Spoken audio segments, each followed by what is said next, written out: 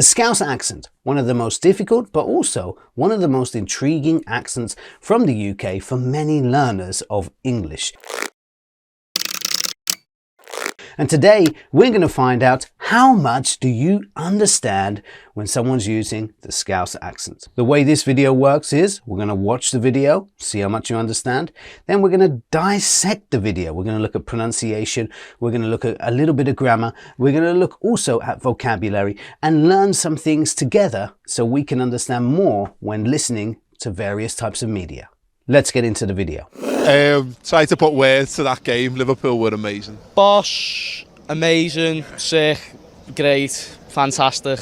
What else do you want me to say? Yeah, anything else? Unbelievable. Yeah. We blew them away. We did. Every player was bosh, and the one that I'm mentioning now, Sadio Mane. I said it last time I was on it, he's the best football player in the world. I don't know why he's laughing for. Chris, why are you laughing for? Why are you laughing for? Why are you laughing for? I'm being serious. I'm being serious. No, you see, I'm talking facts here. I don't do if, buts and maybes. I do absolutes. And, you know, like if your aunt had balls, she'd be your uncle. But she doesn't, so she's not. Do you know what I'm trying to say? So, not really, but I'm loving the ways. I love listening to the Scouse accent. I'd love to know, how much did you understand? So tell me on a percentage scale of 0 to 100, how much you understood in the comments. And I'll check through later to see if we need to make more videos like this in the future.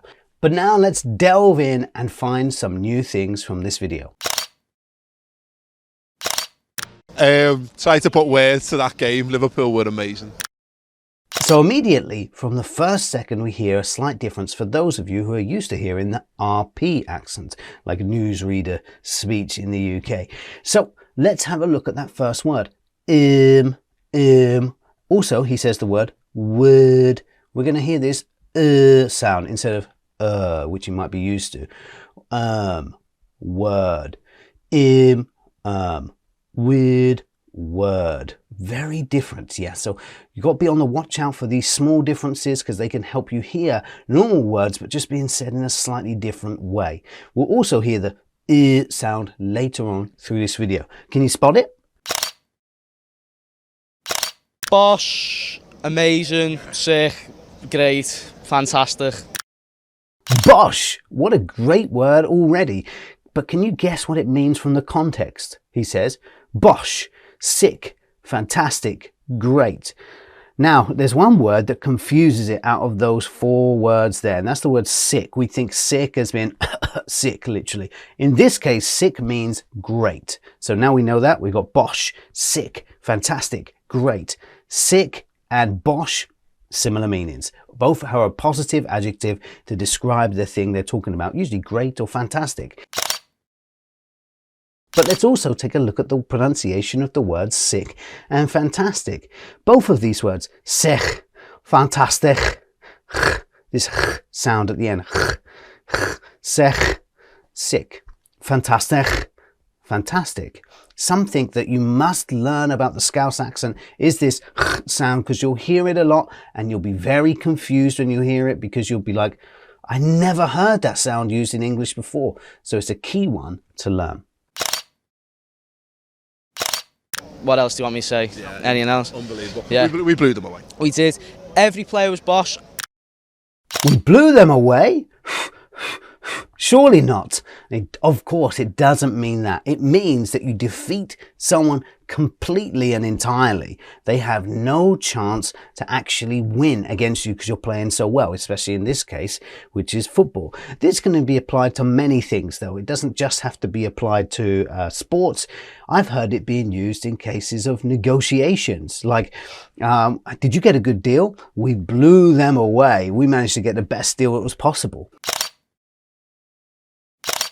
And the one that I'm mentioning now, Sadio Mane. I said it last time I was on it, he's the best football player in the world. Did you spot it? That's what we were looking for. World. So we've got 2 words that learners hate to try and pronounce. People really struggle with that. And I'm going to give you a tip on this word specifically. We've had word or word, and we've had world or world. And I'm going to give you a hint about the word world. Can you say this word? This is pearl. Now take away the P and then add a W at the start, D at the end. World. Pearl, Earl, world. Try it out. I don't know why people... Why are you laughing for? What, Chris, why are you laughing for? Why are you laughing for? I'm being serious. I'm being serious. So this is another thing I love about the Scouse accent, is the rising intonation. You'll hear a lot more higher tones with the Scouse accent, like we do here. I'm being serious. I'm being serious. It's a very interesting sound. I don't know why people... Why are you laughing for? What, Chris, why are you laughing for? Interesting grammar point here, which you may not have found in a textbook, because textbooks tend not to really mention this. But here he says, use. Use. Why use laughing for? If I was to say it, my natural way of saying it would be something like, why are you lots laughing? Why are all of you laughing? All of you, meaning a big group of people. But here he uses the word use instead, as in you, the person in front of me, and you, and you, and you, and you, use. So it's a very interesting point, something to watch out for. Doesn't mean it's incorrect just because it's not in the textbook. There are many different ways to use English, and this is just one variety. No, you see, I'm talking facts here. I don't do if, buts and maybes. I do absolutes. I don't do if, buts or maybes, I do absolutes. And this is a very interesting phrase because he's trying to say, I don't do like possibilities, I do factual information. And he's using this as like to emphasize, to back up everything he's about to say. He's using it to say, what I'm about to say is definitely true. It's a great way to reinforce what's coming up. And, you know, like if your aunt had balls, she'd be your uncle, but she doesn't, so she's not. Now here again, he's trying to back up what he's saying with another example. So here he says, if your aunt had balls, she'd be your uncle, but she doesn't, so she's not. Aunt being female, uncle being male, balls referring to male genitalia, male sexual organs, the testicles. So he's saying if your aunt had balls, we'd call her your uncle instead of your aunt. So he's just trying to say this is a maybe situation, but actually the fact of it would be this. And he's trying to use that as a way to show what he's saying is a factual thing when he says that he thinks Mane is the best player in the world. Do you know what I'm trying to say? So, not really, but I'm loving the way you say it. Do you know what I mean? And then at the end he says, do you know what I'm trying to say? Do you know? Do you know? Do you know? Do you know? You might hear people say, do you know what I mean? Do you know what I mean? Do you know what I'm trying to say? He says it's quite common throughout the UK, this combination, so watch out for it. And the interesting thing is the host says no.